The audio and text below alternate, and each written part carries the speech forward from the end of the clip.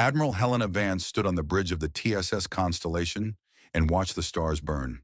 The Korath Nebula stretched before her like a wound in space, filled with purple clouds and dying light.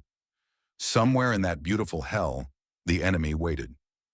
"Admiral, the Valanthi fleet has taken position on our left flank," her first officer reported. Commander James Chen was a tall man with tired eyes. They were all tired now. 3 years of war did that to people. Helena nodded and looked at the tactical display. Little blue dots represented human ships.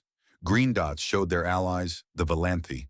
And the red dots, spreading like a disease across the screen, were the Wraith Collective.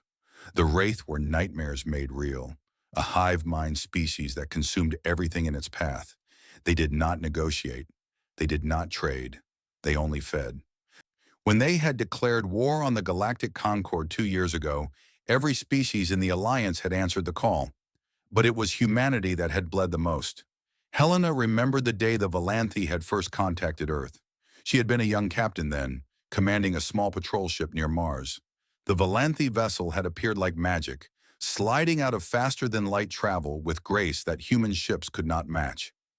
High Regent Sithrax himself had come to Earth. He was tall for his species, nearly 3 meters of scaled muscle and ancient wisdom. His eyes were gold, and when he spoke, his voice rumbled like distant thunder. "We have watched your species for some time," he had told the United Nations Assembly. "You are young, you are rough, but you have something rare in this galaxy. You have fire in your hearts. We would be honored to call you our little brothers." Little brothers. The words had seemed kind then. The Valanthi had shared their technology with humanity. They had helped humans build better ships, better weapons, better medicine. They had sponsored humanity's entry into the Galactic Concord, vouching for the young species when others doubted. And when the Wraith came, the Valanthi had fought beside humanity on 100 worlds. Helena pulled herself from the memory and focused on the present. Today was the day everything would change. Today, the combined fleets of humanity and the Valanthi would crush the Wraith Armada once and for all. "Signal from the Valanthi flagship," the communications officer announced. "High Regent Sithrax sends his regards and confirms his forces are ready." "Tell him we're honored to fight beside our elder brothers," Helena replied. It was the traditional response. The Valanthi loved their traditions. The battle began an hour later. The Wraith came out of the nebula like a swarm of insects. Thousands of ships, each one a twisted mass of biological material and stolen technology. They did not fly in formation. They did not follow tactics that made sense to other species. They simply attacked. Human and Valanthi ships met them head-on. Plasma cannons lit up the darkness. Missiles streaked across the void. Ships exploded in balls of fire that lasted only seconds before the vacuum snuffed them out. Helena commanded her fleet with cold precision. She had learned long ago that emotion had no place in battle. There would be time for grief later, time for rage and sorrow, but not now. Now there was only the fight. "TSS Montana is taking heavy damage," Commander Chen reported. "They're requesting permission to fall back." "Denied. Tell Captain Rodriguez to hold the line. We need every ship in position." It was a hard order. Helena knew it might be a death sentence for the Montana and her crew, but the alternative was worse. If the line broke, the Wraith would pour through and flank the entire fleet. The battle raged for hours. Human ships died by the dozens. Valanthi vessels fell as well, their elegant hulls torn apart by Wraith weapons. But slowly, impossibly, the tide began to turn. The Wraith were breaking.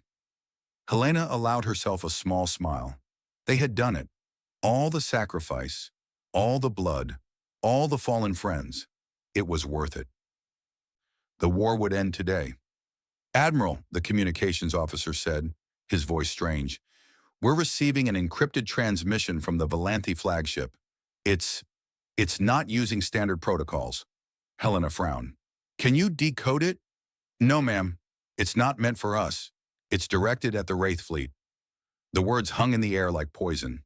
Helena felt something cold settle in her chest, something that felt like the beginning of understanding. "Get me a visual on the Valanthi fleet," she ordered. The main screen shifted. The green dots that represented their allies were moving. But they were not moving toward the Wraith. They were turning, slowly, deliberately. Their weapons were charging. Their weapons were pointing at the human fleet. "No," Helena whispered. "No, no, no."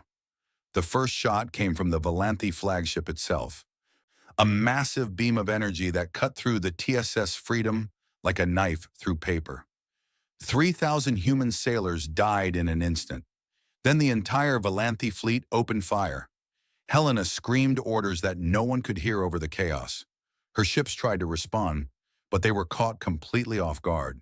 Their shields were facing the wrong direction. Their weapons were aimed at the Wraith. They had trusted their allies completely. That trust killed them. The TSS Montana, the ship Helena had ordered to hold the line, exploded in a ball of flame. The TSS Beijing, the TSS Cairo, the TSS Mumbai. One by one, human vessels died under Valanthi guns. "Return fire," Helena commanded. "All ships, return fire." But it was too late. The human fleet was scattered and confused. The Valanthi had planned this perfectly. They knew exactly where every human ship would be, exactly when their shields would be weakest. A Valanthi beam struck the constellation. The ship shuddered and groaned. Alarms screamed. Crew members were thrown from their stations. "Hull breach on decks 7 through 12, someone shouted. "We're losing atmosphere." Helena grabbed her command chair to stay upright. On the view screen, she watched her fleet die. Ships that had fought beside her for years. Crews that had trusted her to lead them to victory. They were being slaughtered. "Get us out of here," she ordered. "Emergency jump." "The drive is offline," Commander Chen replied. His face was bloody from a cut on his forehead. "We're not going anywhere." Another hit. The lights flickered and died, replaced by the red glow of emergency power. Helena could smell smoke and burning circuits. "How many ships do we have left?" she asked. Chen checked his console with shaking hands. 47. We started with over 400. 47 ships. 47 out of 412. The rest were debris, scattered across the nebula like fallen leaves. A new transmission cut through the static. A face appeared on the main screen, scaled and golden-eyed. High Regent Sithrax looked at Helena with something that might have been pity. "Admiral Vance," he said, "I wish it had not come to this." "You murdered them," Helena spat. "Millions of people. They trusted you." "Trust is a weakness," Sithrax replied calmly. "Humanity should have learned this lesson long ago. You are a young species. You do not understand how the galaxy truly works." "Why?" Helena demanded. "We fought beside you. We bled for you." "Yes, you were useful." Sithrax tilted his head in what Helena had once thought was a gesture of affection. Now she recognized it for what it was: contempt. "The Wraith offered us a deal, your territory in exchange for peace. We calculated the cost of continued war against the benefit of your friendship. You came up short."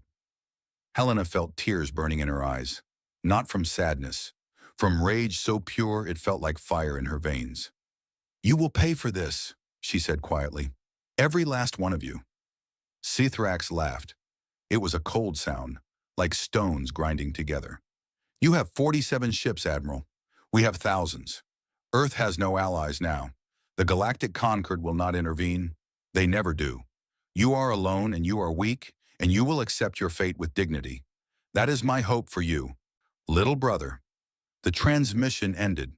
Through the shattered view screen, Helena watched the Valanthi fleet pull back.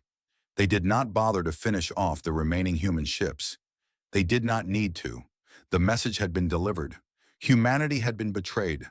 The journey back to Earth took 3 weeks.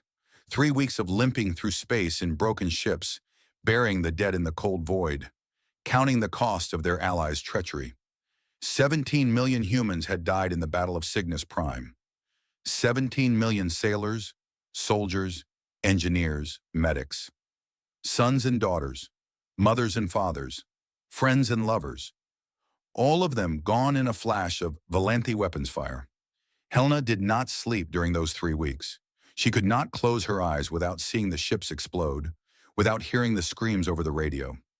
She stayed on the bridge, watching the stars and letting her hatred grow. When they finally reached Earth, the news was worse than she had feared. The Valanthi and the Wraith had already divided human space between them. Colony after colony had fallen. Billions of humans were now under alien occupation. Only the Sol system remained free, surrounded by Valanthi patrol fleets that watched and waited. The Galactic Concord had issued a statement expressing concern about the situation. They called for calm and dialogue. They did nothing. Helena was called before the United Earth Council to give her report. She stood before the leaders of humanity and told them everything. The betrayal, the massacre, the cold calculation in Sithrax's golden eyes. When she was finished, the chamber was silent. President Maria Santos, an old woman with steel in her spine, looked at Helena with ancient eyes. "What do you recommend, Admiral?" she asked. Helena thought of the dead. She thought of the ships burning in the nebula. She thought of Sithrax's laughter. "We remember," she said. "We rebuild, and we make them pay." The president nodded slowly. "And how long will that take?" Helena met her gaze. "As long as it takes. A decade, a century, 1,000 years. It doesn't matter. We are human. We do not forget. We do not forgive. And we never, ever give up." There were tears in the president's eyes, but her voice was steady when she spoke. "Then that is what we will do." That night, Earth broadcast a message on every frequency. It reached the Valanthi patrols. It reached the Galactic Concord. It reached every species in known space. The message was only 2 words, but they carried the weight of 17 million dead. We remember. In the days that followed, the Valanthi celebrated their victory. They divided the spoils of human space with the Wraith. They congratulated themselves on their clever strategy. They mocked the foolish humans who had trusted them. High Regent Sithrax addressed his people from the throne room of his palace. "The human threat has been contained," he announced. "They are trapped in their home system, powerless and alone. In a generation, they will be forgotten. In 2 generations, they will be a footnote in our histories." His advisors nodded and praised his wisdom. His generals boasted of their easy victory. His people celebrated in the streets. None of them noticed the human ships retreating to Sol. None of them wondered what was happening behind the patrol lines. None of them imagined that a species so young and so weak could possibly pose a threat. That was their first mistake. Admiral Helena Vance stood on a hillside in Japan, looking up at the night sky. Somewhere up there, the Valanthi patrols circled like sharks. Somewhere up there, the ships of humanity's dead still drifted in the nebula. A young officer approached her. Lieutenant Yuki Tanaka was barely 25, but she had the eyes of someone much older. She had lost her entire family in the massacre. "The Council has approved your plan," Tanaka said. "Full mobilization. Every resource. Every person. Everything we have." Helena nodded. "Good. They're calling it the Remembrance Initiative." Tanaka paused. "Some people think we should try to negotiate, sue for peace, accept reality." Helena turned to look at her. "And what do you think, Lieutenant?" Tanaka was silent for a long moment. When she spoke, her voice was cold and certain. "I think they should have killed us all when they had the chance." Helena almost smiled. "Almost." "Yes," she said. "That was their second mistake." She turned back to the stars. The Valanthi were out there, celebrating their victory. The galaxy was out there, content to let humanity die in silence. They all thought the story was over. They were wrong. Helena remembered Sithrax's words. "You will accept your fate with dignity." She remembered his laughter. She remembered the contempt in his golden eyes. "No," she thought, "we will not accept our fate. We will forge a new one, in fire, in blood, in the cold certainty of human revenge." The Valanthi had taught humanity a valuable lesson. Trust was weakness, mercy was foolishness. The galaxy did not reward kindness. It rewarded strength. Very well, humanity would become strong, stronger than the Valanthi could imagine, stronger than anything the galaxy had ever seen. And when the time was right, when they were ready, they would return. Not for revenge. Revenge was too simple, too brief. They would return for everything. Helena spoke quietly to the stars, her words carried away by the night wind. "You betrayed us in war. You took everything we had. Now we will take everything you own. Every ship, every planet, every credit and grain and dream. We will strip you bare and leave you with nothing but the memory of what you did to us." She turned and walked back toward the lights of the city. There was work to be done, plans to make, a species to rebuild. The Valanthi thought humans were defeated. They thought the story was over, but for humanity, it was just beginning. 10 years passed in silence. The Valanthi patrols circled the Sol system like patient predators. They watched Earth through long-range sensors. They monitored human communications. They reported back to High Regent Sithrax that the humans were broken and quiet, licking their wounds like a beaten dog. They could not have been more wrong. Director Yuki Tanaka stood in the heart of the Titan shipyard and watched a new warship take shape. The vessel was massive, 3 times the size of anything humanity had built before. Its hull was black as night, covered in a substance that made sensors slide away like water off glass. Its engines were new technology, based on principles that should have taken centuries to discover. Desperation, Tanaka had learned, was the mother of innovation. She was 45 now, the young lieutenant long gone. In her place stood the head of the United Earth Defense Initiative, the most secret organization in human history. Every resource humanity had was funneled through her office. Every scientist, every engineer, every factory worked for a single purpose. The purpose was not survival, it was repayment. "The quantum tunneling drive is ready for final testing," reported Dr. Marcus Webb, her chief scientist. He was a thin man with wild hair and eyes that burned with barely contained excitement. "If it works, we can move a ship anywhere in the galaxy instantly. No warning, no way to track." "If it works," Tanaka repeated. "And if it doesn't?" Webb shrugged. "Then the test pilot becomes a very thin paste spread across several light years. Find volunteers anyway." "Already done. I have 300 applications. Everyone wants to be first." Tanaka nodded. That was humanity now. Everyone wanted to be the one who struck back. Everyone wanted to be part of the revenge that was coming. They had lost so much that they had nothing left to fear. She walked through the shipyard, past workers in pressure suits welding hull plates, past technicians calibrating weapon systems, past soldiers training in zero gravity. They all stopped to salute her when she passed. She acknowledged each one. These people had lost everything. Families killed in the massacre, homes taken by the Valanthi, friends left behind on occupied worlds. They worked 20-hour days. They slept in bunks stacked 3 high.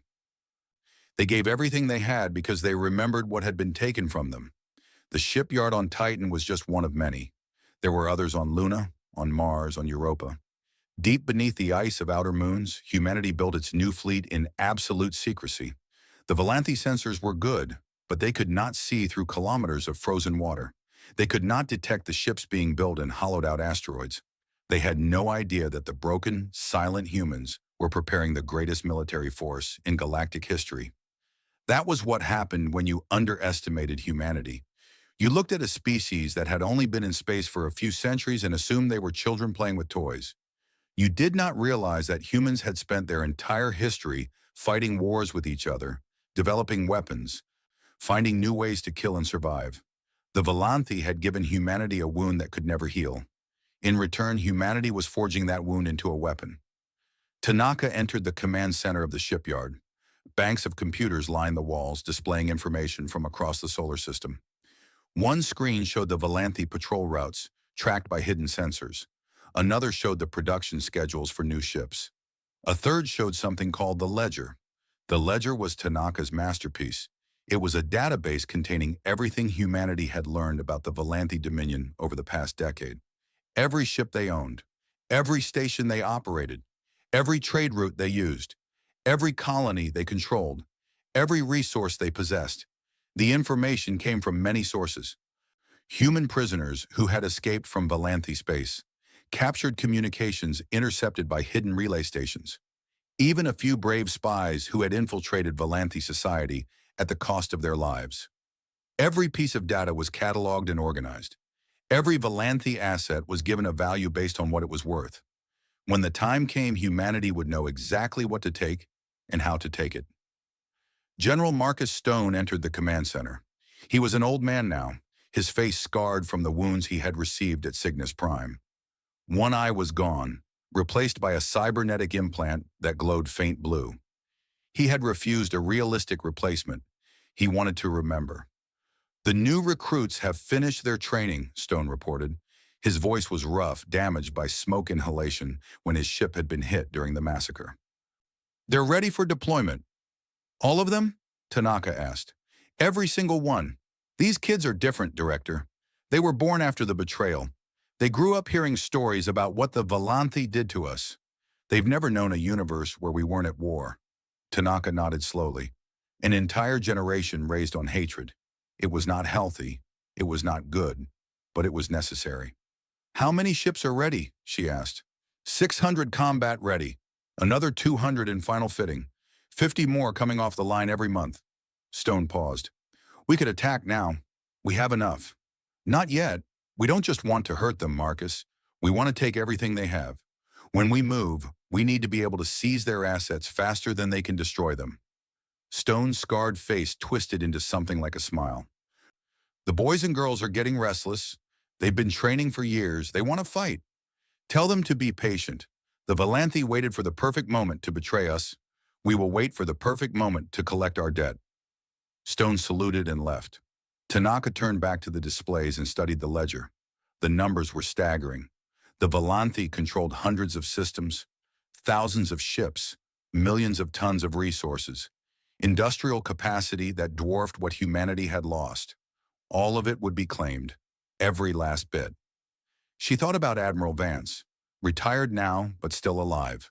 The old woman had refused any official position in the new military. She said she had done enough leading. Now she just wanted to watch. Tanaka understood. Vance had led humanity through the darkest moment in their history. She had earned the right to rest, but Tanaka knew that when the time came, Vance would be there. Some wounds never healed. Some debts could only be paid in person. A message arrived from Earth. Tanaka read it and allowed herself a rare smile. The quantum tunneling drive had worked. The test pilot had arrived at the target coordinates 3,000 light-years away in less than a second. He was alive and reporting back via quantum-linked communication. The technology was ready. The ships were ready. The soldiers were ready. Soon, humanity would be ready. 6 months later, the final fleet review took place in the shadow of Saturn's rings. General Stone stood on the bridge of the TSS Remembrance, the new flagship of the human navy. The ship was a monster, bristling with weapons that the galaxy had never seen. Its hull was coated in adaptive nanite armor that could repair itself in seconds. Its shields could absorb enough energy to crack a planet. Its main gun could punch through a capital ship from one side to the other. And it was just one of 800 vessels assembled for the review. The fleet stretched across space like a wall of black steel. Battleships and cruisers and carriers and destroyers. Assault ships and boarding pods and electronic warfare vessels. A force designed not for battle, but for seizure. Admiral Helena Vance stood beside Stone on the bridge. She was old now, her hair white and her face lined with age. But her eyes were still sharp, still burning with the fire that had kept her going through a decade of waiting. It's beautiful, she said quietly. Beautiful and deadly, Stone agreed. These ships can do things the Valanthi can't even imagine. We can appear anywhere in their space without warning. We can disable their systems before they know we're there. We can take their ships intact and add them to our fleet. No killing, Vance reminded him. That's the rule. Stone nodded, though his expression suggested he wished it were otherwise. No killing. We capture, we seize, we process, we release. We take everything they own without spilling a drop of blood. It's important. If we become like them, we've already lost. Stone did not argue. He had learned long ago that the Admiral's way was not about mercy. It was about something deeper, about proving that humanity was better than the species that had betrayed them. The fleet was silent, holding formation. 800 ships, each one crewed by men and women who had trained for years for this moment. Each one carrying soldiers and technicians ready to board enemy vessels and strip them of everything valuable. Stone activated the fleet-wide communication channel. His voice echoed through every ship, reaching every crew member. 10 years ago, the Valanthi murdered 17 million of our people. They took our colonies. They stole our future. They left us for dead. He paused, letting the words sink in. They called us their little brothers. They said we were useful. When we stopped being useful, they threw us away like garbage. The galaxy watched and did nothing. The Galactic Concord expressed concern and then forgot about us. Another pause. The silence was absolute. Today, we show them what humanity really is. Today, we begin collecting what we are owed, not through destruction, not through slaughter, through systematic seizure of every asset they possess. Their ships will become our ships. Their stations will become our stations. Their wealth will become our wealth. We will take everything they have, and we will leave them with nothing but the memory of what they did to us. Stone looked at the assembled fleet, at the weapons of vengeance that humanity had forged in silence and shadow. This is not revenge. Revenge is too simple. This is repossession. This is collection on a debt paid in human blood. They owe us 17 million lives. They cannot repay that debt, so we will take everything else instead. He straightened his uniform and spoke the words that would launch the greatest military campaign in human history. All ships, engage quantum drives. Target coordinates locked. We jump in 1 minute. Across the fleet, countdown timers began. Engines hummed with power. Weapons charged. Soldiers checked their equipment one final time. Admiral Vance watched through the view screen as Saturn's rings glittered in the distant sunlight. 10 years of waiting. 10 years of planning. 10 years of hate and hope and determination. It was finally time. Stone, she said quietly. Admiral? Make them remember. Stone smiled grimly. That's the plan. The countdown reached 0. In perfect unison, 800 human warships activated their quantum drives and vanished from the Sol system. They left behind empty space and a single automated message broadcasting on all frequencies. The message reached the Valanthe patrol ship seconds later. It was the same 2 words humanity had sent 10 years ago, but now they carried a different weight. We remember. The patrol commanders barely had time to report the message before they realized the human ships were gone. They searched frantically, scanning every direction, looking for where the fleet had run. They never considered that humanity might be attacking. That was their final mistake. In the throne room of his palace, High Regent Sithrax received a priority communication from the border systems. He was old now, his scales faded and his movements slow, but his mind was still sharp, and he recognized fear in the voice of his border commander. High Regent, the humans have appeared in our space, 600 ships, maybe more. They came out of nowhere. We don't know how. Our sensors never detected them. Sithrax frowned. 600 ships. That was impossible. Humanity had been trapped in their home system for a decade. They had barely 40 ships left after the massacre. Confirm those numbers, he ordered. Confirmed, High Regent. They're moving toward Border Station Ascendant Glory. They're not responding to our hails. They're just coming. Sithrax felt something he had not felt in a very long time. Something that might have been worry. Stop them, he commanded. Send everything we have to that sector. Yes, High Regent. The communication ended. Sithrax sat on his throne and thought about what he had heard. 600 ships, appearing from nowhere. Technology that should not exist. He thought about the message his patrols had reported. We remember. For the first time in 10 years, High Regent Sithrax wondered if he had made a mistake. He looked out the window of his throne room at the stars of his dominion. Hundreds of systems, thousands of ships, millions of citizens, an empire built over thousands of years. The humans couldn't threaten any of that. They were too few, too weak, too young, weren't they?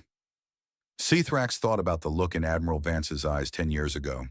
The cold certainty, the absolute promise of retribution. You will pay for this, she had said. Every last one of you. He had laughed at her then. Now watching his border commanders scramble to respond to an impossible threat, he found he could not laugh anymore. The humans had been silent for 10 years, silent and patient and waiting. What had they been doing all that time? Sithrax was about to find out. Commander Thrak of the Valanthe Border Station Ascendant Glory was having a normal day until the universe ended. He had been commander of the station for 6 years. It was a quiet posting, guarding the edge of Dominion space against threats that never came. The humans were trapped in their home system. The Wraith had retreated to their own territory after the treaty. The only traffic was the occasional merchant ship and the regular patrol cruisers. Then the alarm started screaming. "Commander, we have contacts appearing on long-range sensors," his tactical officer reported, her voice rising with confusion. "Multiple contacts, many multiple contacts." Thrak looked at the display and felt his blood go cold. Ships were appearing out of nowhere, as if they were stepping through invisible doors in space. Black ships, covered in hulls that sensors could barely detect.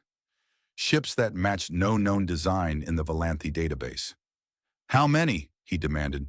"Still counting, sir. At least 600. They're not slowing down. They're coming straight at us." 600 ships.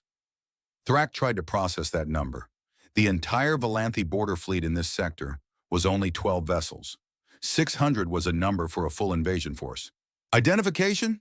Unknown, sir. The computer can't match the design to any species on record." But Thrak knew. Somehow, in the deep part of his mind where instinct lived, he knew exactly who these ships belonged to.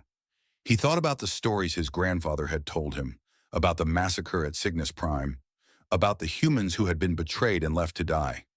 "We remember," his grandfather had said. That was the message they sent, and someday they will come back. Thrak had laughed at the old man. The humans were finished. Everyone knew that. Now, watching 600 impossible ships racing toward his station, Thrak realized his grandfather had been right. "Send a warning to command," he ordered, trying to keep his voice steady. "Full priority. Tell them the humans have returned." "Yes, sir. What are your orders?" Thrak looked at the tactical display. His 12 patrol ships against 600 warships. There was no battle to be fought here. There was only survival. "Power up the shields and charge all weapons," he said. "Prepare to defend the station." It was a futile gesture. He knew it. His crew knew it. But what else could they do? The human fleet arrived 30 minutes later. They dropped out of their impossible faster-than-light travel in perfect formation, surrounding the station like a net closing around a fish. Thrak had never seen ships move with such precision. It was like watching a machine, every part working in perfect harmony. "They're hailing us," the communications officer said. "On screen." A human face appeared. A woman, her features hard and her eyes cold. She wore a black uniform with no decoration except a single silver pin on her collar. When she spoke, her voice was flat and emotionless. "Volanthi Station Ascendant Glory, this is Commander Sarah Chen of the Terran Republic Navy. You are hereby ordered to power down all weapons and shields and prepare to be boarded. Any resistance will be met with overwhelming force. You have 60 seconds to comply." Thrak stared at her. "You cannot do this. This is Volanthi sovereign territory. You are committing an act of war. War was declared 10 years ago when you murdered 17 million of our people at Cygnus Prime," Chen replied. "We are simply continuing that war. 50 seconds. The Galactic Concord will not allow this. You will face consequences. The Galactic Concord allowed you to betray and slaughter us without consequences. We expect the same courtesy. 40 seconds. Thrak felt sweat forming on his scales. He looked at his crew, saw the fear in their eyes. They were not warriors. They were border guards. They had never faced a real enemy. "We can fight," his tactical officer said, but her voice trembled. "Against 600 ships." Thrak shook his head. "Power down weapons. Drop the shields." "Sir, do it, now." The station's weapons went silent. The shields flickered and died. On the view screen, Thrak saw the human fleet moving closer. Small assault ships launched from the carriers, heading straight for the station. "What happens now?" he asked. Commander Chen's expression did not change. "Now we board your station. We catalog everything of value. We transfer all equipment, resources, and data to our ships. Your crew will be processed and released in escape pods with enough supplies to reach the nearest neutral territory. Your station will be stripped to the hull and left as a marker." "A marker of what?" "Of what happens to those who betray humanity." The first boarding pods latched onto the station's hull with heavy clangs that echoed through the corridors. Thrak ordered his crew not to resist. There was no point. Whatever the humans were doing, Fighting would only make it worse. The human soldiers were different from what Thrak expected. They were efficient and professional, moving through the station with practiced precision. They did not shout or threaten. They did not abuse the Volanthi crew. They simply took everything. Thrak watched as humans carried equipment out of his command center. Computer cores, communication systems, sensor arrays. Even the chairs and tables were tagged for removal. One human soldier approached him with a scanning device. "Name and rank," the soldier said. "Commander Thrak, Station Commander." The soldier entered the information. "You will be processed and released. Follow the blue line to the holding area." "What are you going to do with our station?" The soldier looked at him. For a moment, something flickered in her eyes. Something that might have been satisfaction. "We're going to take it apart piece by piece. Every circuit, every power coupling, every ration bar in your storage. By the time we're done, there won't be enough left to build a shelter. That's what we're going to do." She gestured toward the corridor. "Blue line, move." Thrak moved. He had no other choice. In the first 72 hours, the human fleet took 14 Volanthi border systems. The pattern was always the same. Ships appeared without warning. Stations and outposts were surrounded. Defenders were given a chance to surrender. Those who refused were disabled by electronic weapons that shut down their systems without killing anyone. Then the humans boarded, stripped everything of value, and moved on. General Marcus Stone stood on the bridge of the TSS Remembrance and watched the operation unfold on the tactical display. Blue dots representing human forces were spreading across the border region like a wave, swallowing everything in their path. "We've taken 43 ships so far," his aide reported. 22 cruisers, 18 destroyers, and 3 supply vessels, all intact, all crews processed and released. Casualties? 0 on our side, 7 minor injuries on theirs, all from accidents during evacuation. No deaths. Stone nodded. That was the plan. No deaths, no massacres, just systematic seizure of everything the Volanthi owned. They wanted the galaxy to see the difference between what the Volanthi had done to humanity and what humanity was doing in return. Admiral Vance entered the bridge. She moved slowly now, her age catching up with her, but her mind was as sharp as ever. "How is the operation proceeding?" she asked. "Ahead of schedule," Stone replied.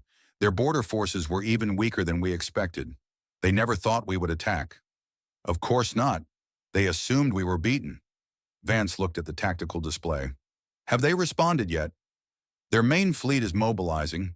We estimate they will reach this sector in approximately 48 hours. "Good. That gives us time to take their forward shipyard at Kethris." Stone frowned. "Kethris is heavily defended. Their third fleet is stationed there."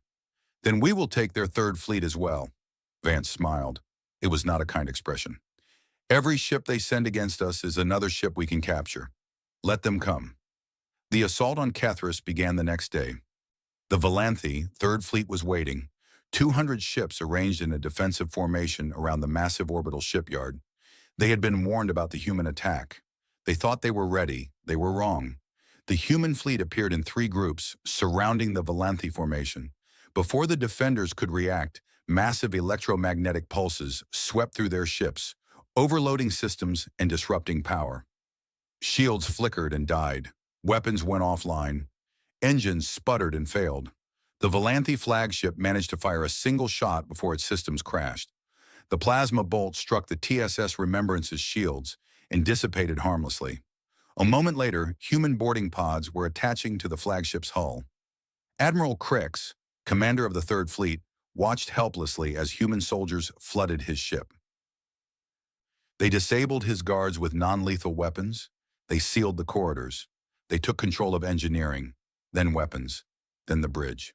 When they finally reached the command center, Crix was waiting for them. He stood tall, his scales bright with defiance. He would not show weakness before these humans. The human commander who entered was a young man, barely out of his training years. He looked at Crix without fear or hatred, just cold professionalism. "Admiral Crix, I am Captain David Rodriguez of the Terran Republic Navy. Your ship is now Terran property.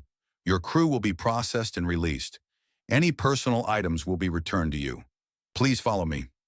"I demand to speak to your commanding officer," Crix said. You may submit a formal request through proper channels once you reach neutral territory. Now please follow me.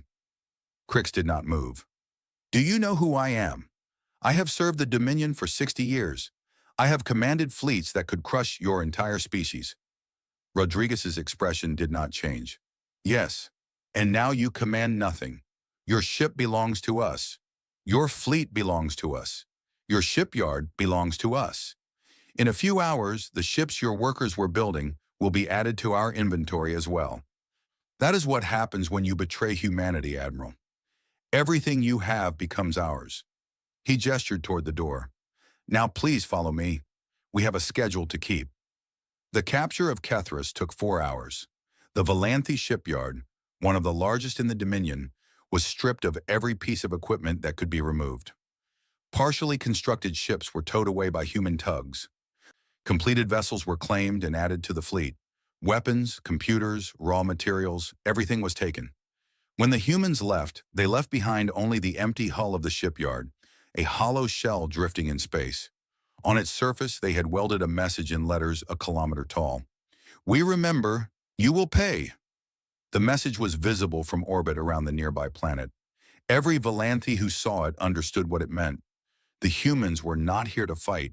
They were here to take everything. High Regent Sithrax received the reports in his throne room. Each one was worse than the last. Border stations seized, patrol fleets captured, the Third Fleet taken intact without a single human casualty. How is this possible, he demanded. How did they build this force without us knowing? His advisors had no answers. They had been watching the Sol system for 10 years. They had seen nothing. The humans had built their fleet in secret, hidden beneath the moons and asteroids of their home system, invisible to Valanthi sensors. They have technology we have never seen, Fleet Admiral Korath reported. His voice was shaken. He had commanded fleets for 40 years. He had never faced an enemy like this. They can appear anywhere without warning. They can disable our ships before we can fight back. They are faster, stronger, and better organized than anything we have faced. Then destroy them, Sithrax ordered. Send everything we have. Overwhelm them with numbers. High Regent, with respect, that is what they want. Every ship we send against them is a ship they can capture. They are not trying to destroy our fleet. They are trying to take it. Sithrax slammed his fist on the arm of his throne. Then what do you suggest? Korath was silent for a long moment. When he spoke, his voice was barely above a whisper. I suggest we contact the Galactic Concord and ask for help. The Concord? Sithrax laughed bitterly. They did nothing when we betrayed the humans. Why would they help us now? Because if the humans succeed here, they will not stop. They will take everything we have, and then they will come for the rest of the galaxy. The other species must understand that. Sithrax considered this. He hated the idea of asking for help. The Valanthi were a proud species. They did not beg. But pride would not stop the human fleet. Pride would not save his shipyards. Pride would not prevent the systematic dismantling of everything his ancestors had built. Very well, he said at last. Contact the Concord. Tell them that humanity has become a threat to galactic peace. Ask them to intervene. The response came 3 days later. Ambassador Chen Wei of the Terran Republic addressed the Galactic Concord Assembly via quantum-linked communication. His face was calm, but his words were sharp as knives. The Valanthi ask for your help. They claim that humanity is a threat to galactic peace. Let me remind this assembly of what happened 10 years ago. He paused, letting the silence build. 17 million humans died at Cygnus Prime, murdered by our allies, betrayed in the middle of a battle. Our worlds were taken. Our people were enslaved. We begged this Concord for justice, and you gave us nothing. You watched our species nearly die and did nothing. Now we are taking what we are owed. We are seizing Valanthi assets to pay for the lives they stole. We are not killing them. We are not massacring their civilians. We are simply taking their things. He leaned forward, his eyes hard. You watched us suffer in silence. Now you will watch us collect our debt in silence. Unless, of course, any of you wish to add your names to our ledger. We have room for more entries. The Concord's response was silence. No species spoke in defense of the Valanthi. No species offered assistance. They remembered what had happened 10 years ago. They remembered the massacre at Cygnus Prime, and they understood what the humans were saying. Stay out of this, or you will be next. Ambassador Chen smiled. It was not a friendly expression. I thought so. This session is concluded. The transmission ended. The Valanthi were alone. High Regent Scythrax watched the recording of the ambassador's speech and felt something he had not felt in decades. Fear. The humans were coming. They could not be stopped. They could not be negotiated with. They would take everything and leave nothing behind but empty hulls and bitter memories. And the galaxy would watch and do nothing, just as they had done 10 years ago. Scythrax looked out the window at the stars of his dominion. How many of those systems still belonged to him? How many would be left when the humans were finished? He thought about the words he had spoken to Admiral Vance after the massacre. Accept your fate with dignity, little brother. Now those words echoed in his mind like a curse. The humans had not accepted their fate. They had forged a new one. And now they were coming to claim everything he owned. Everything. Scythrax closed his eyes and waited for the storm to arrive. 6 months into the campaign, the Valanthi Dominion was dying. Not from casualties. The humans had maintained their strange policy of no killing. Every captured crew was processed and released. Every wounded soldier was given medical treatment. Every civilian was left unharmed. It was the strangest war the galaxy had ever seen. But the Dominion was dying anyway, bleeding out from 1,000 cuts that did not draw blood. Fleet Admiral Korath stood before the High Council and delivered his report. His voice was steady, but his hands trembled. He had served the Dominion for 50 years. He had never felt so helpless. Our military losses are severe. We have lost approximately 2,300 ships to capture. The humans have seized 89 orbital stations, including 7 major shipyards. Our fleet strength has been reduced by 40%. 40%, Counselor Threx repeated. She was old, one of the oldest members of the council, and she had seen many wars. But nothing like this. In 6 months? Yes, Counselor, but that is not the worst of it. Korath activated the display behind him. Charts and graphs appeared, showing lines that all pointed downward. The humans are not just taking military assets, they are systematically dismantling our economy. They have seized our entire rare mineral reserve from the Kethris mining stations. That reserve represented 30% of our industrial capacity. Without it, we cannot build new ships. He changed the display. They have captured 12 agricultural worlds and taken their complete harvest. That food was meant to feed 300 million people for the next year. We are facing widespread famine within months. Another change. They have seized our central banking network's quantum encryption keys. We do not know how. Our best security experts say it should have been impossible. But the humans have done it.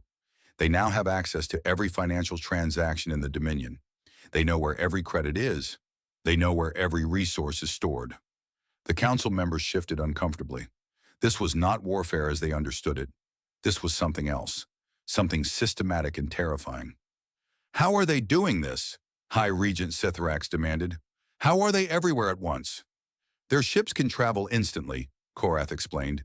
They appear without warning, strike before we can respond, and vanish before reinforcements arrive. Our traditional defensive strategies are useless against them. By the time we move our fleets to protect one target, they have already taken 3 others. Then we must attack their home system, Counselor Vurek said. He was young and aggressive, always eager for battle. Strike at Earth. Force them to defend their own territory. We tried, Counselor. 3 weeks ago, we sent a fleet of 200 ships to attack Sol. They never arrived. What do you mean, never arrived?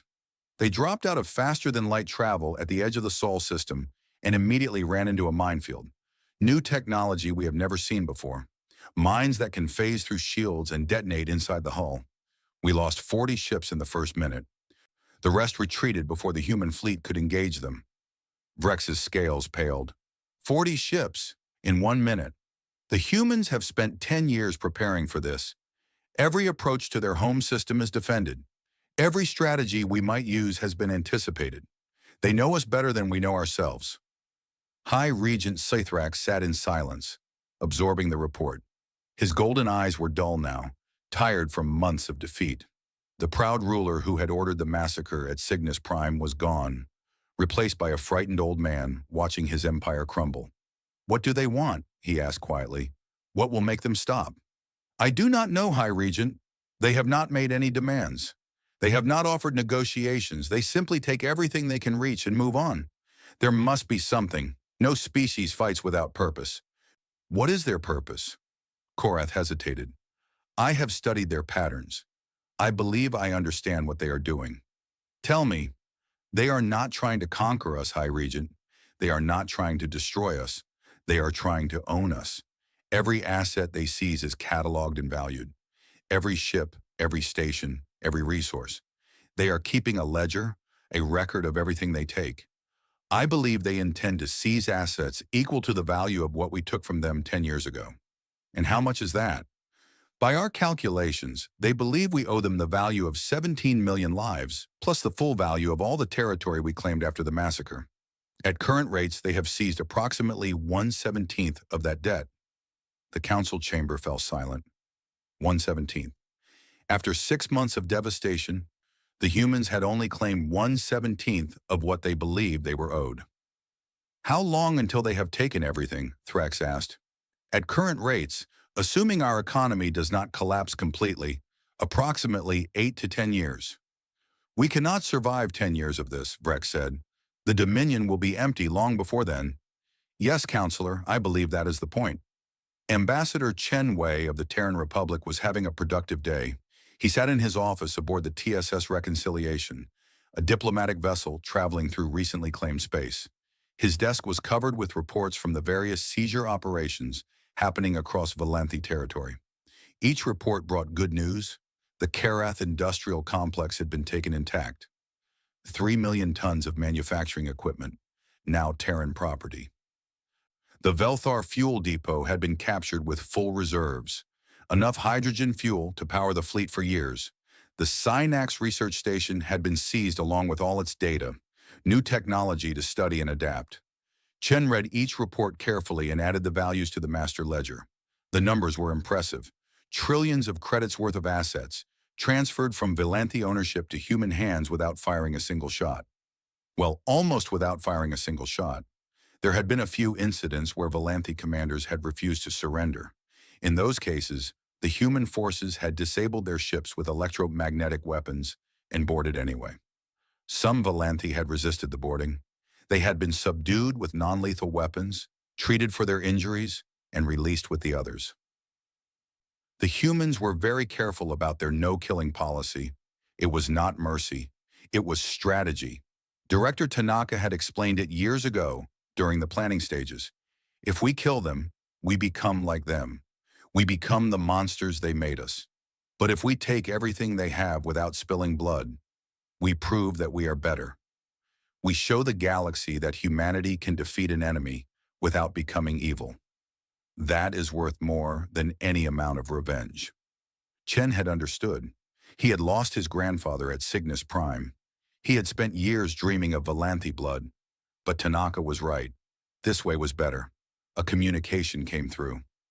Chen activated the display and saw the face of General Stone, scarred and grim as always. "Ambassador, we have a situation." "What kind of situation?" "The Wraith Collective is withdrawing from human-adjacent space. They are pulling back their forces from the former human colonies they claimed after the massacre." Chen raised an eyebrow. "Withdrawing? Why?" "Best guess? They're scared. They see what we're doing to the Valanthi, and they don't want to be next. They're abandoning their claims rather than risk a confrontation." Chen considered this. The Wraith had been partners in the Valanthi betrayal. They had taken half of human space as their reward. By all rights, they were on the ledger as well. "Should we pursue them?" Stone shook his head. "Not yet. One enemy at a time. But I wanted you to know that our reputation is spreading. The galaxy is starting to understand what humanity has become." "Good. Let them understand. Let them watch." The communication ended. Chen turned back to his reports. Outside his window, stars drifted past, stars that had once belonged to the Valanthi. Now they belonged to humanity.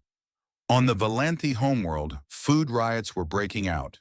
The humans had seized the harvest shipments from 12 agricultural colonies. They had captured the food processing stations in the outer systems. They had taken the seed vaults and genetic repositories that contained the blueprints for every crop the Valanthi grew. Now, for the first time in centuries, Valanthi citizens were going hungry. High Regent Sitharax watched the riots from his palace window. His guards had orders to maintain peace, but they were outnumbered. The people were angry. They blamed the government for the disaster. They blamed Sitharax for the war that was destroying them. They were right to blame him. He knew that now. His advisor, Counselor Thane, entered the room. Thane was a small, quiet man who had served 3 high regents. His loyalty was absolute, but his expression was troubled. High Regent, we have received a new message from the human fleet. What do they want now? They are offering a temporary ceasefire. They will stop seizing assets for 30 days if we agree to negotiate. Sitharax felt hope flicker in his chest. Negotiation. Perhaps there was a way out of this.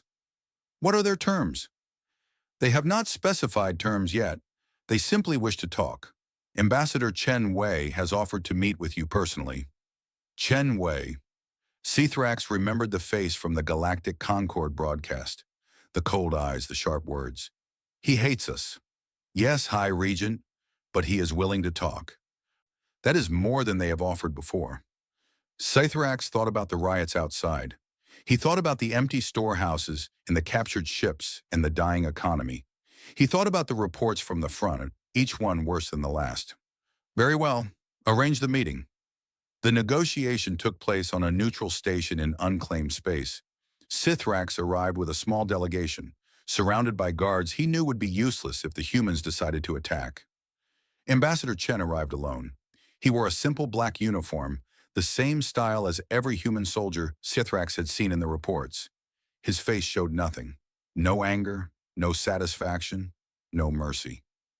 High Regent Sitharax, Chen said, thank you for agreeing to this meeting.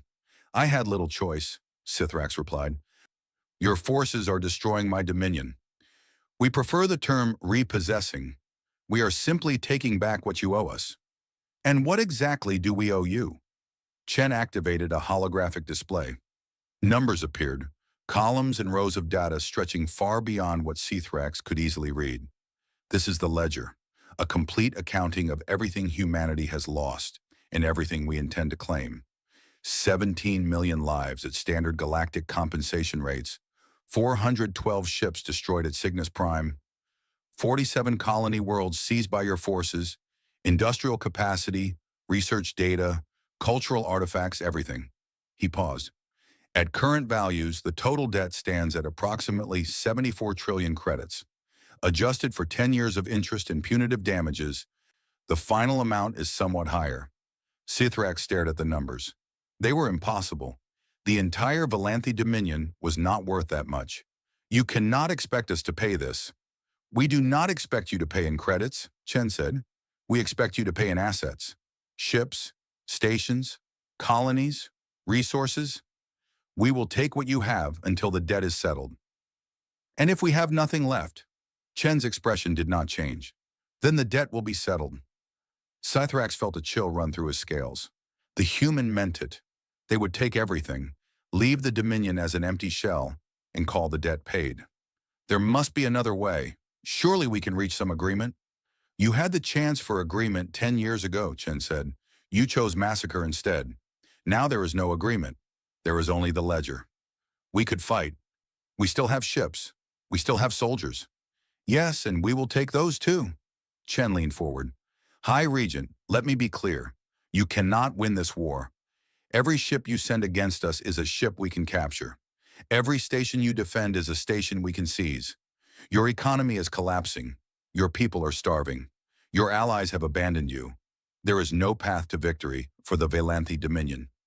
Then why are we here? Why did you offer this meeting? To give you a choice. You can continue to resist, and we will take everything by force, or you can surrender peacefully, and we will take everything with less disruption. Either way, the result is the same. The only question is how much suffering you want your people to endure along the way. Sitharax was silent for a long moment. He thought about the protests. He thought about his admirals captured or killed. He thought about the future of his species. If we surrender, what happens to our people? They will not be harmed. They will not be enslaved. They will not be expelled from their homes. They will simply live under human administration until we are satisfied that the debt has been paid. Their children will be educated. Their sick will be treated. Their culture will be preserved. We are not monsters, High Regent. We are not you. The words stung. Sithrax wanted to argue, to protest, to defend his actions. But he could not. He had ordered the massacre at Cygnus Prime. He had laughed at Admiral Vance's threats. He had called the humans his little brothers while planning their extinction. Now his little brothers had come to collect. I need time to consult with my council, Sithrax said. You have 1 week. After that, operations resume. Chen stood. One more thing, High Regent. Yes? Admiral Vance asked me to give you a message. Chen's eyes were cold. She says she remembers your laugh.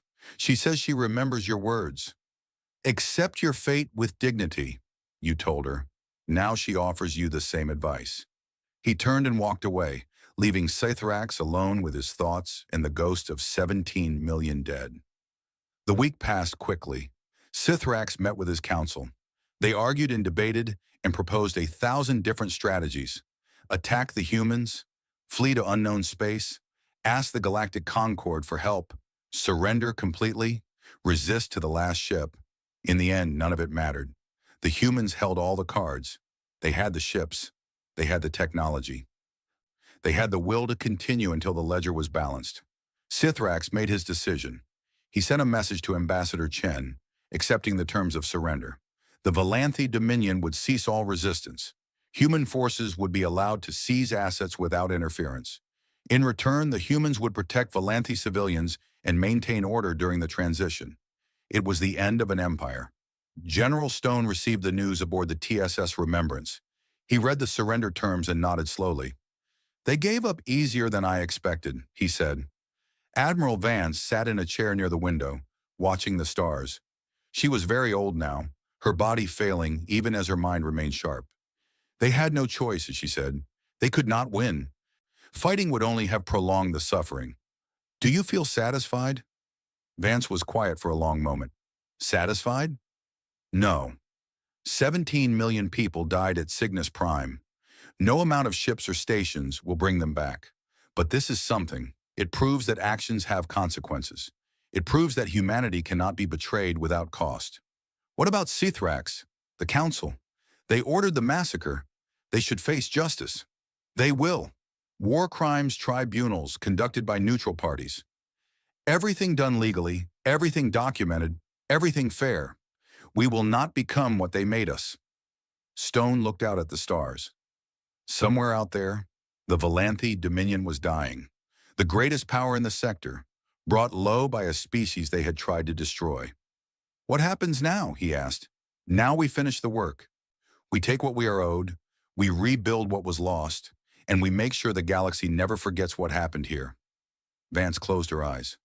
We remember, she whispered, and now they will too. 1 year after the reckoning began, the treaty was signed. The ceremony took place aboard the TSS Remembrance, in the same corridor where Admiral Helena Vance had nearly died during the massacre at Cygnus Prime. The bulkhead still bore the scars of Valanthi weapons fire, carefully preserved as a reminder of what had happened in this place. High Regent Sithrax walked through the corridor with slow, heavy steps. His guards had been left behind. His advisors were not permitted. He was alone, surrounded by human soldiers in black uniforms, walking toward the moment that would end everything he had built. The corridor opened into a large chamber that had once been the ship's main hangar. Now it was filled with witnesses, human officers in dress uniforms, representatives from the Galactic Concord, watching with careful eyes. Journalists recording everything for the billions who would watch later. And at the center of the room waiting for him stood Admiral Helena Vance. She was ancient now, her hair white and thin, her body supported by a powered frame that helped her stand. But her eyes were the same, sharp, cold, unforgiving. Sithrax had seen those eyes in his nightmares for 10 years. High Regent Sithrax, she said. Her voice was quiet but carried through the silent room. You have come to sign the surrender of the Valanthi Dominion. I have, Sithrax replied. His own voice sounded weak to his ears. May we proceed? Not yet. First, there are words that must be spoken. Vance stepped forward, and despite her age and frailty, Sithrax felt the urge to step back. He forced himself to stand still. 10 years ago, you stood on the bridge of your flagship and watched your fleet murder 17 million of my people. You called it strategy. You called it necessity. You told me to accept my fate with dignity. She paused, letting the words hang in the air. Today, you will sign a document that transfers all military assets of the Valanthi Dominion to the Terran Republic. You will sign over control of your colonies to human governors. You will agree to reparations that will last for 10 generations. You will submit yourself and your council to trial for war crimes against humanity. Sithrax felt his scales tighten. He had agreed to all of this. He knew it was coming. But hearing it spoken aloud, in front of the galaxy, made it real in a way he had not expected. And yet, Vance continued, there is something you should know about this treaty, something that may surprise you. She gestured, and a holographic display appeared. Sithrax looked at the document, reading the terms that had been negotiated over the past months. Military assets, colonial administration, war crimes, tribunals, economic reparations. But there at the bottom were clauses he had not expected. Protection of Valanthi civilians, preservation of Valanthi culture, education rights for Valanthi children, medical care for Valanthi sick, freedom of movement within Valanthi territory, property rights for individual Valanthi citizens. You are not enslaving us, Sithrax said slowly. No. You are not displacing us. No. You are not destroying our culture or separating our families or grinding us into dust. No. Vance's eyes never left his face. We are not you. The chamber was silent. The witnesses watched, barely breathing. This was not what anyone had expected. The humans had been betrayed, massacred, left to die. They had every reason to want vengeance. They had every right to treat the Valanthi as the Valanthi had treated them. But they were choosing something else. I do not understand, Sithrax said. Why? After what we did to you, why show us mercy? Vance was quiet for a long moment. When she spoke, her voice was softer than before. When you betrayed us at Cygnus Prime, you taught humanity a lesson. You taught us that the galaxy is cruel, that kindness is weakness, that trust is foolishness. You showed us what it means to be ruthless. She stepped closer, close enough that Sithrax could see every line on her face, every year of hatred and grief. But we rejected that lesson. We looked at what you did, and we decided that we did not want to become like you. We did not want to be the species that murders its allies. We did not want to be the species that laughs at suffering. We did not want to lose our humanity in the pursuit of revenge. She reached out and touched the treaty document, her fingers trembling slightly. So we made a choice. We would take everything you own. We would strip your empire to the bones. We would leave you with nothing but the memory of your crimes. But we would not kill you. We would not torture you. We would not become the monsters you tried to make us. Sithrax stared at her. He had prepared for many outcomes. Execution, slavery, exile. He had not prepared for this. You could have destroyed us, he said. Yes. You could have killed every last one of us. Yes. Why didn't you? Vance leaned closer, and when she spoke, her words were barely a whisper that only Sithrax could hear. Because every Valanthi child for the next 1,000 years will learn what you did to us. They will learn how you betrayed us, murdered us, left us to die. And then they will learn that we showed you mercy when mercy was not owed. They will learn that we could have exterminated your species and chose not to. That is a debt you can never repay. That is our true victory. She straightened, pulling back. Now, sign the treaty. Sithrax looked at the document. He thought about his ancestors, who had built the Dominion over thousands of years. He thought about his children, who would inherit an empire in ruins.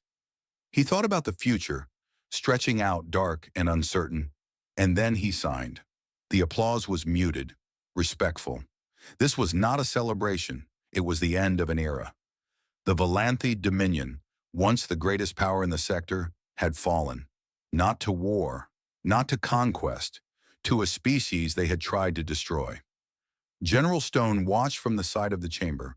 Beside him stood Director Tanaka, now an old woman but still sharp-eyed and alert. "It is done," Tanaka said quietly. "Almost done," Stone replied. "There is still the matter of the war crimes tribunals. Sithrax and his council will face justice. Yes, but that is a matter for the courts, not for us. Our work is finished." Stone nodded slowly. He thought about the past 10 years, the planning, the building, the endless training. All of it had led to this moment, this quiet ceremony in a scarred corridor. "Do you think they understand?" he asked. "Do you think they know why we did this?" The Valanthi? No, they will never understand. But the rest of the galaxy will.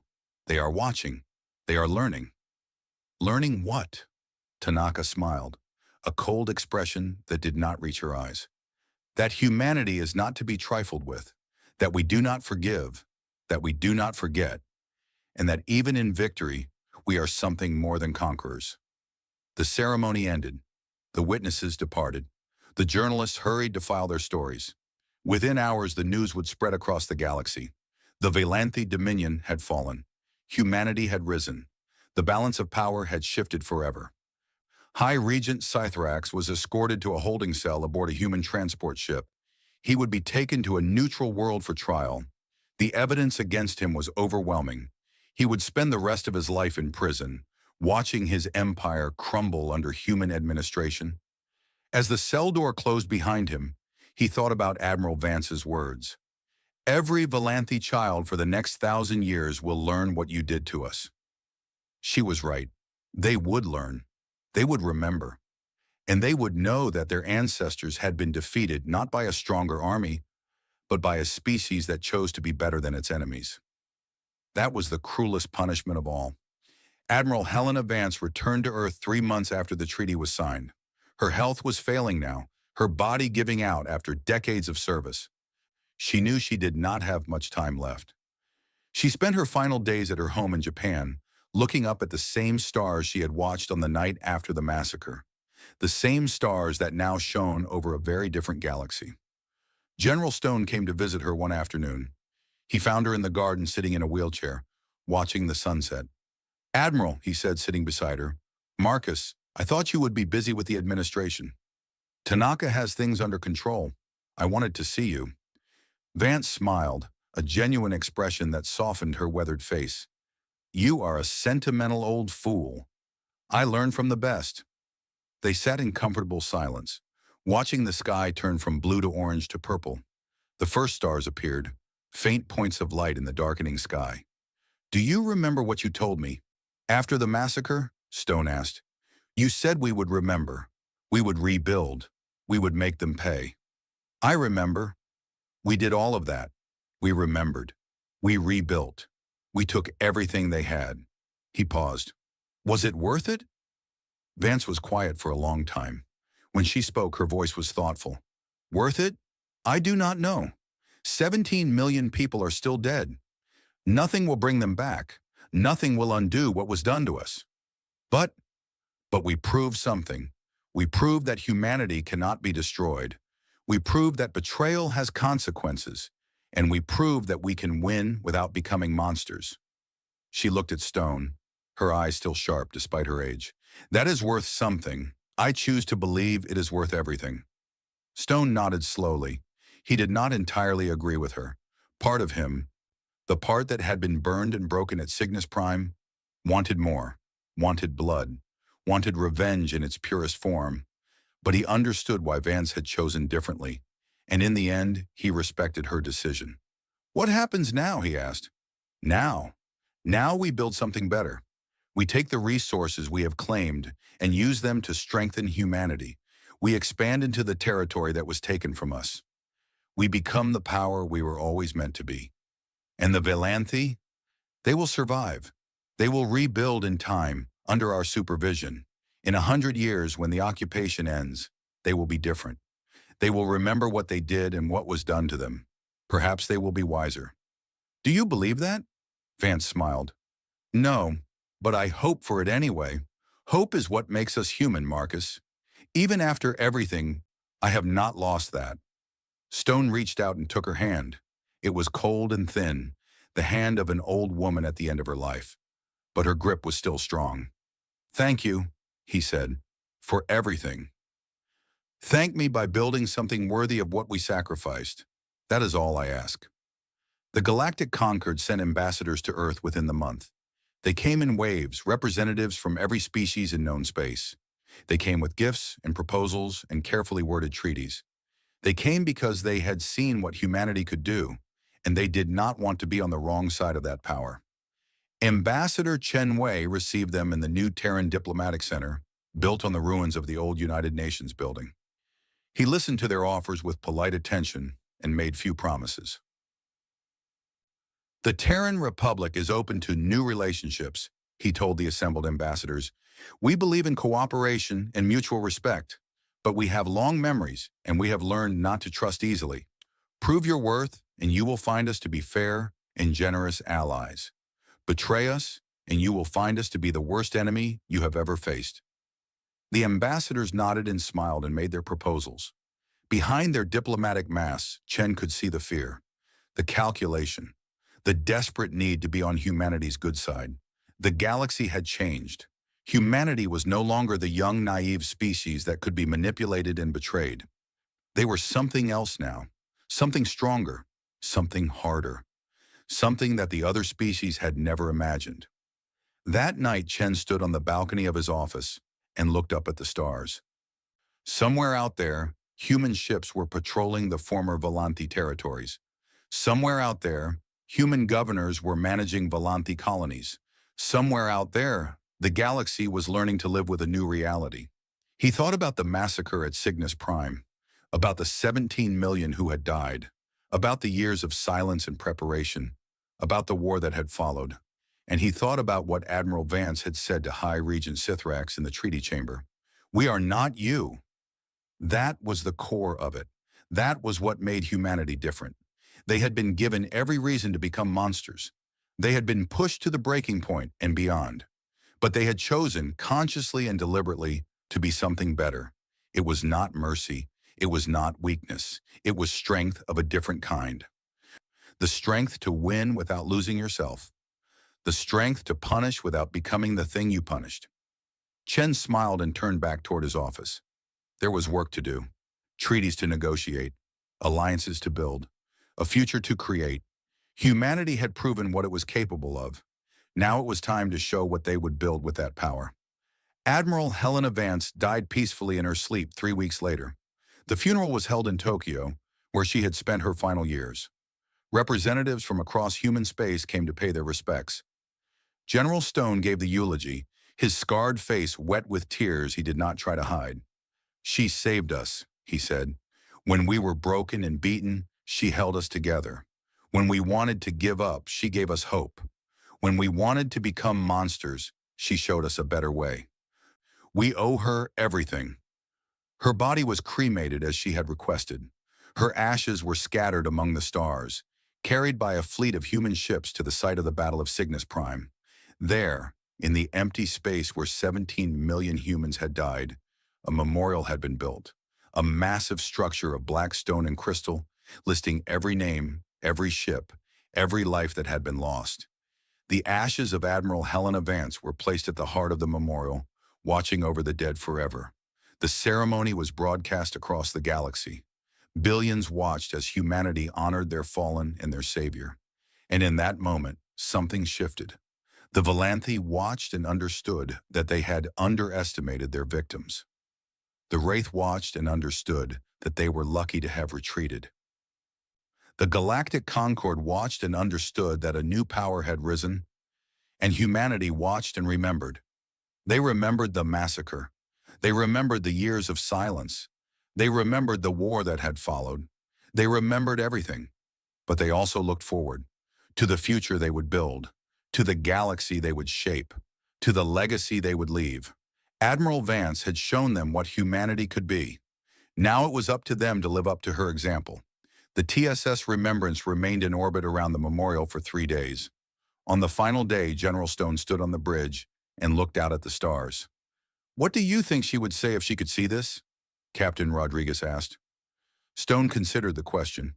He thought about Vance, about her strength and her wisdom and her unbreakable will. "She would say that we have work to do," he said finally. "She would say that we proved ourselves in war, and now we must prove ourselves in peace. She would say that power is only valuable if it is used wisely." "And what would she say to the galaxy?" Stone smiled, a rare expression on his scarred face. "She would say what she said at the treaty signing, what she said to Scythrax in that corridor, the words that will echo through history for as long as humanity exists." He turned to face the view screen, looking out at the stars that now belonged to his species. "We are not you," he said, "and we never will be." The TSS Remembrance turned and headed back toward Earth, carrying the legacy of a woman who had turned defeat into victory and hatred into strength. Behind them, the memorial floated in silence, a monument to the dead and a warning to the living. Humanity had arrived. The galaxy would never be the same, and somewhere among the stars, the spirit of Helena Vance watched over them all, waiting to see what her children would build with the future she had given them. The future was theirs now. All they had to do was live up to it.